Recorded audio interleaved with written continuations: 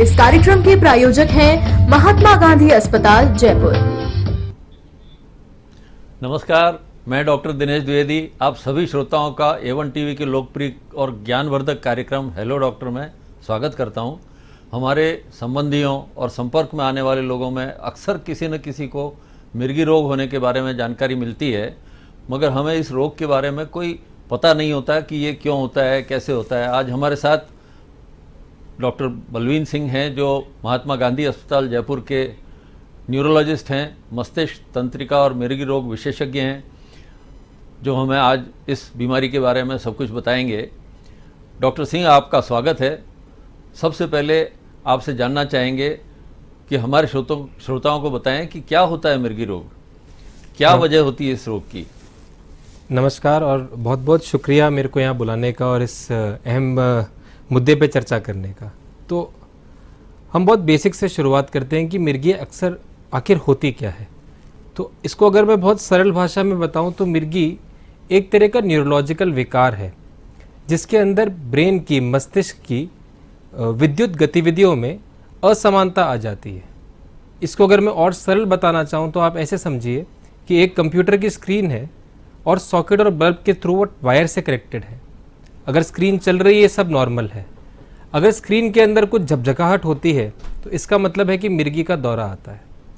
और इस झकझकाहट के कारण, इस विद्युत गतिविधि में असमानता के कारण जो प्रॉब्लम होती है उसको हम दौरा बोलते हैं। दौरा मस्तिष्क के किसी भी पार्ट को प्रभावित कर सकता है जिस वजह से दिक्कत आती है। बहुत अच्छी बात बताई आपने। अब मैं चाहूँगा कि आप बताएं कैसे और किन लक्षणों से अपन पहचान सकते हैं कि रोगी को मिर्गी की ही बीमारी है, और रोगी को लक्षण आने से पहले कोई स्क्रीनिंग का या कोई और तरीका है जिससे कि बीमारी की पहचान की जा सकती है। तो आपने बहुत अच्छे दो सवाल मेरे से पूछे। पहला सवाल का जवाब मैं देना चाहूँगा कि मिर्गी के लक्षण क्या होते हैं। मिर्गी के लक्षण में अक्सर दौरा आना होता है। दौरा एक अलग बीमारी है, मिर्गी एक अलग बीमारी है। ज़रूरी नहीं है कि हर बार जब भी दौरा आता है वो मिर्गी के कारण की वजह से ही आए। कई बार शरीर के अंदर सोडियम की, नमक की कमी हो जाना, शुगर की कमी हो जाना या दिमाग के अंदर क्लॉटिंग होना, उसकी वजह से भी दौरा आ सकता है। लेकिन जब हमारे पास एक कारण है जिसकी वजह से दौरा आया है, हम उसको मिर्गी नहीं बोलते। हम कारण का इलाज करते हैं और 3 से 6 महीनों के अंदर मिर्गी की दौरे की दवाइयाँ बंद कर देते हैं। लेकिन कुछ दौरे ऐसे होते हैं जो कि मिर्गी की वजह से होते हैं। अब जब हम दौरों की बात करें तो एक बहुत भ्रांति है लोगों के अंदर। लोग ये सोचते हैं कि दौरे का मतलब होता है सिर्फ तान आना, हाथ पैर अकड़ जाना, झटके लगना। लेकिन दौरे के बहुत सारे रूप होते हैं। वो मस्तिष्क के किस हिस्से को प्रभावित कर रहा है उसके मुताबिक मालूम पड़ता है कि दौरा किस तरह का आएगा। कई बार एक सरल सिंपल दौरा आता है जिसके अंदर कुछ नहीं होता, बस सिर्फ आप सराउंडिंग से, एनवायरनमेंट से एकदम से हट जाते हो, या आम भाषा में बोलूँ तो आप गुम हो जाते हो। या कई बार काम करते करते, ब्रश करते करते, कप कॉफ़ी पीते पीते एकदम से झटका आना, ये भी एक तरीके का दौरा है। तो ये दौरे के जो लक्षण है ये किस मस्तिष्क के किस हिस्से को प्रभाव पड़ रहा है उसके हिसाब से डिपेंड करता है। और रही बात स्क्रीनिंग टूल की कि क्या कोई ऐसा स्क्रीनिंग टूल है जिसकी वजह से या जिसके करने से हम इन दौरों को पहले से प्रेडिक्ट कर सकें, तो ऐसा बिल्कुल है। ऐसा एक क्वेश्चनेयर आता है जिसके अंदर हम 10 से 15 टाइप के क्वेश्चंस एक मरीज से पूछते हैं और उसकी बेसिक एक ईईजी की जांच करते हैं, जिससे हमको एक प्रेडिक्शन मिल जाता है कि क्या इस व्यक्ति के अंदर दौरे होने की संभावना है या नहीं। बहुत बढ़िया। क्या बताएं आपके बच्चों में भी ये बीमारी हो सकती है? जी हाँ, तो दौरे की बीमारी जो है वो बचपन से शुरुआत उसकी हो सकती है। इनफैक्ट अब अगर मैं बात करूं तो हिंदुस्तान में डिलीवरी की, हॉस्पिटलाइजेशन की बहुत अच्छी एक स्कीम्स और रेट बन चुकी है। वरना पहले के टाइम पे जब घर के अंदर डिलीवरी होती थी, बच्चे के अंदर ऑक्सीजन की, दिमाग की कमी हो जाने की वजह से अक्सर तान आती थी। और बच्चों के अंदर तान आने के कारण काफ़ी हद तक अलग होते हैं, बट उनका इलाज मोर और लेस बच्चों में और अडल्ट्स में सेम होता है। बस डोज के ऊपर अपने को थोड़ा सा ध्यान रखना पड़ता है। लेकिन हाँ, बच्चों के अंदर मिर्गी हो सकती है।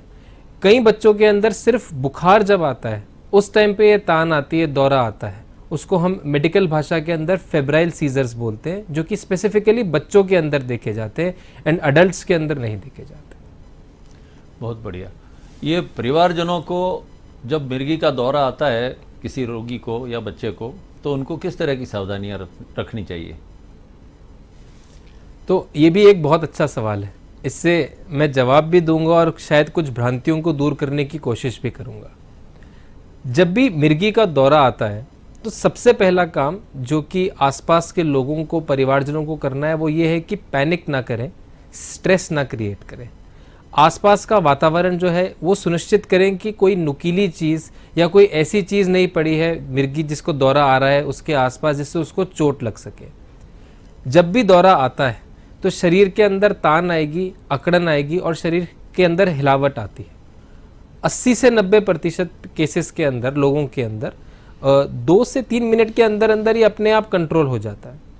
तो इस दौरान जब मरीज के अंदर तान आई हुई है और शरीर हिल रहा है तो उसको पकड़ने की और कंट्रोल करने की कोशिश ना करें।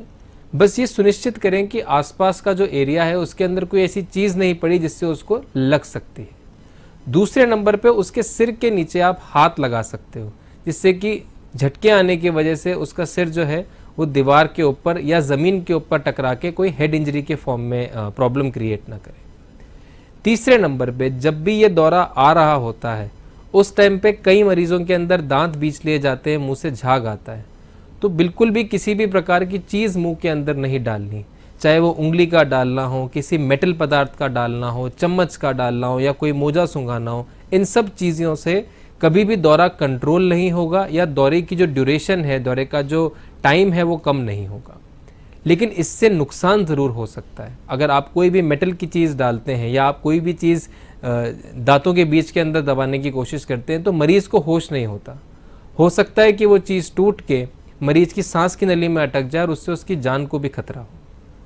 तीसरे नंबर पे जब भी मरीज़ को दौरा आता है जल्दबाजी के अंदर दवा देने की कोशिश नहीं करनी है। दौरा जब भी आएगा 1.5 से 2 मिनट के अंदर शरीर जो है, जो कि तान आई हुई है, अकड़ा हुआ है, झटके आ रहे हैं, वो कंट्रोल होगा।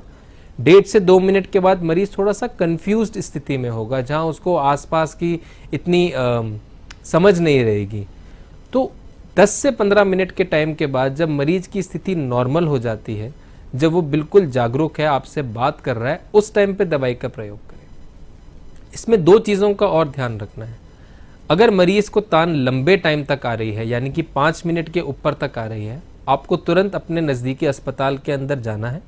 इसका मतलब ये है कि जो मिर्गी का दौरा है, जो इलेक्ट्रिक करंट एबनॉर्मेलिटी हो रही है, वो एक लंबे टाइम तक के लिए हो रही है और उससे हो सकता है कि मस्तिष्क के जो न्यूरॉन्स है, जो काम करने की फैक्ट्री है, वो कमज़ोर पड़ जाए। दूसरे नंबर पे कई बार एक स्प्रे आता है जो कि हम कुछ स्पेशल पेशेंट्स को देते हैं, उसको मिडासिप स्प्रे बोला जाता है। जब भी अटैक आता है हम उस स्प्रे का यूज़ करके उस अटैक को जल्दी टर्मिनेट करने की कोशिश कर सकते हैं। बहुत अच्छी जानकारी दी आपने। एक बात बताएं कि क्या युवा मिर्गी रोगी हैं वो सामान्य तौर पे अपना परिवार बसा सकते हैं? जी हाँ, मेरे को नहीं लगता कि मिर्गी, देखो जिसको भी होती है, ये स्पेसिफिकली मैं उन लोगों के लिए बोलना चाह रहा हूँ जो इस रोग से जूझ रहे हैं, इस रोग से लड़ रहे हैं, कि मिर्गी आपकी ज़िंदगी का सिर्फ एक हिस्सा है, सिर्फ एक पार्ट है। ये आपकी कंप्लीट ज़िंदगी नहीं है। मिर्गी की खास बात यह है कि जब भी इसका अटैक आता है, इसके दौरे का, तो वो कुछ मिनट्स के लिए, कुछ सेकंड्स के लिए रहता है। उसके पहले और उसके बाद आदमी एकदम नॉर्मल ज़िंदगी जीता है। तो मिर्गी की वजह से कभी भी ऐसा नहीं होता कि आपके पढ़ने लिखने की क्षमता कमज़ोर होती हो, या महिलाओं में कभी भी ऐसा नहीं होता कि आप शादी नहीं कर सकते या बच्चे पैदा नहीं कर सकते। एक मिर्गी पीड़ित इंसान जो है वो बहुत आराम से, बहुत नॉर्मली अपनी लाइफ जी सकता है। और हमारे पास हिंदुस्तान में और हिंदुस्तान के बाहर कई ऐसी शख्सियत के, कई ऐसी हस्तियों के एग्जाम्पल्स हैं जो कि मिर्गी के दौरे से, मिर्गी के रोग से सफ़र करते हैं, लेकिन उन्होंने इस तरह की चीज़ें अचीव करी हैं जो शायद एक नॉर्मल, एक आम इंसान भी नहीं कर सकता। बहुत बढ़िया जानकारी दी आपने। कोई खास टेस्ट ऐसा है जिससे कि बीमारी का जल्दी पता चल जाए? जहाँ तक देखिए टेस्ट की बात मैं करूँ तो एक बहुत अच्छा टेस्ट होता है जिसको हम इलेक्ट्रोएन्सेफेलोग्राम बोलते हैं।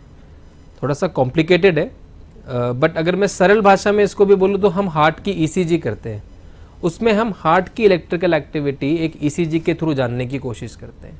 बिल्कुल इसी प्रकार से जब हम ब्रेन की इलेक्ट्रिकल एक्टिविटी जानने की कोशिश कर रहे हैं तो उसको मेडिकल भाषा में ईईजी का नाम दिया जाता है।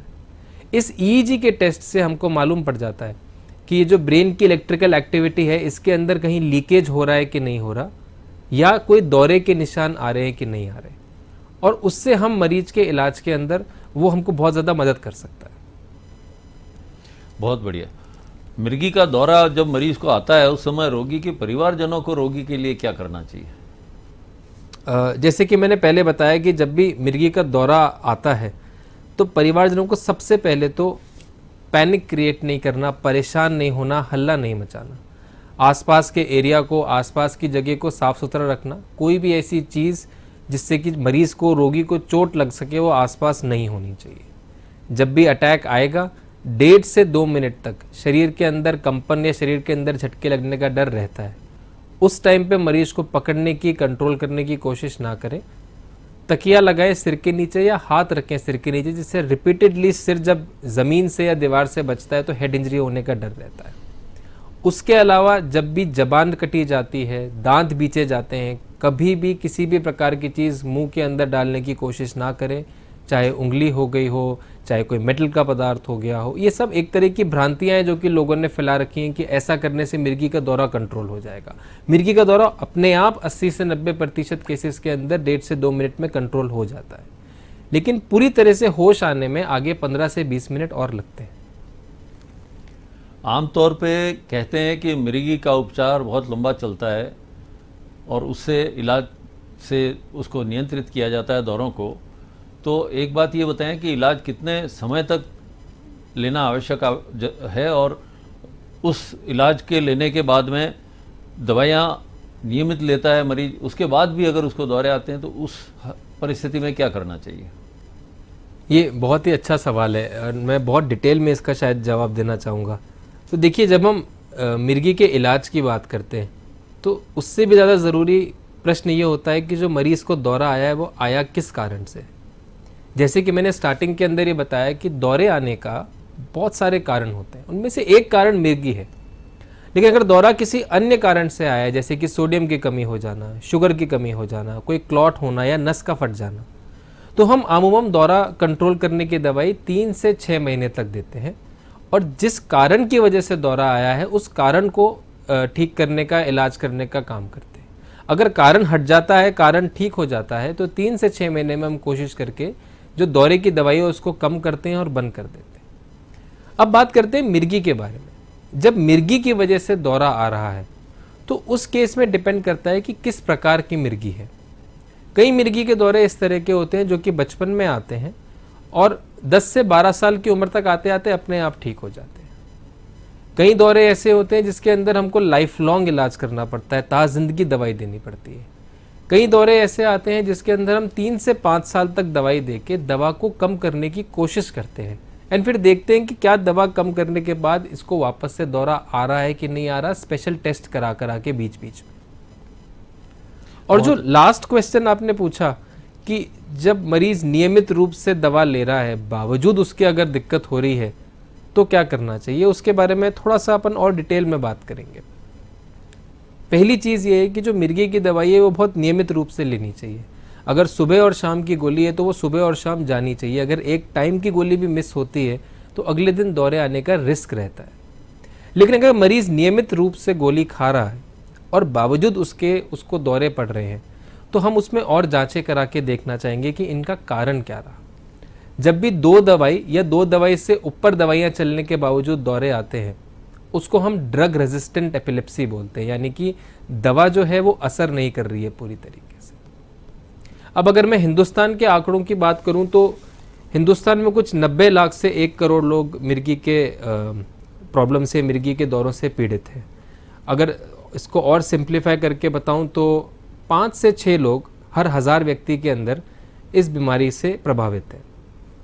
एंड इनमें से 30% लोग, 70% लोगों का इलाज तो दवाइयों से बहुत अच्छा होता है और अगर वो नियमित रूप से दवाई लें तो वो बहुत अच्छे से इसके ऊपर कंट्रोल कर सकते हैं। लेकिन 30% लोग इस तरह के होते हैं जिसके अंदर चलती दवाई पे नियमित रूप से लेने के बावजूद दौरों को कंट्रोल नहीं किया जाता।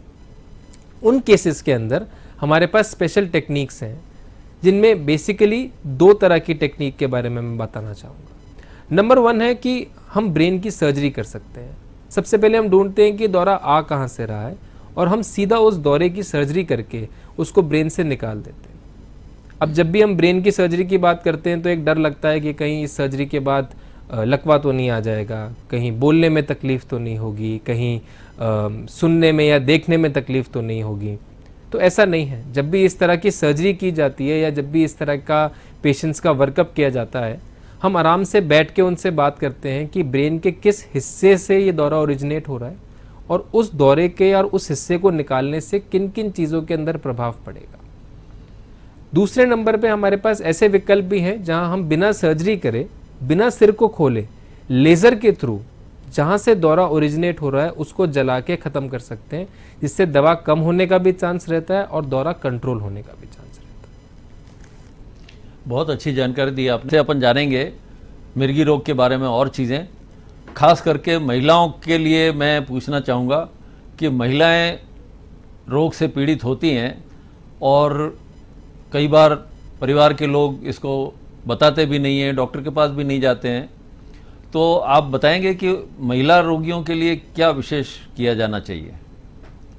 जी, जब भी हम किसी भी रोग के बारे में बात करते हैं, और मेरा ऐसा पर्सनली मानना है कि हर रोग के अंदर एक स्पेशल सबसेक्शन दिया जाता है जो कि महिलाओं के लिए दिया जाता है। सिमिलरली मिर्गी के अंदर भी हम विमेन इन एपिलेप्सी का एक अलग से सबसेक्शन रखते हैं, क्योंकि भ्रांतियाँ बहुत ज़्यादा हैं उसके बारे में। हिंदुस्तान के बारे में बात करूं तो इतनी भ्रांतियां हैं कि अगर किसी महिला को मिर्गी का दौरा आ रहा है तो उसको, आपका कहना बिल्कुल ठीक है, छुपाया जाता है। ना सिर्फ समाज से, इनफैक्ट कोशिश ये होती है कि डॉक्टर से भी उस चीज़ को छुपाया जाए। तो थोड़ी हम भ्रांतियां उसकी आज दूर करते हैं। सबसे पहली चीज़ कि ऐसा नहीं है कि ये बीमारी महिलाओं में ज़्यादा होती। महिला और पुरुष के अंदर मिर्गी के दौरों का आना एक तरह से बिल्कुल 50-50% के अंदर कॉमन होता है। दूसरे नंबर पे जो बीमारी का प्रोसेस है, जैसे पुरुष में होता है सेम वैसे ही महिला के अंदर होता है, लेकिन कुछ बातों का हमको ध्यान रखना पड़ेगा।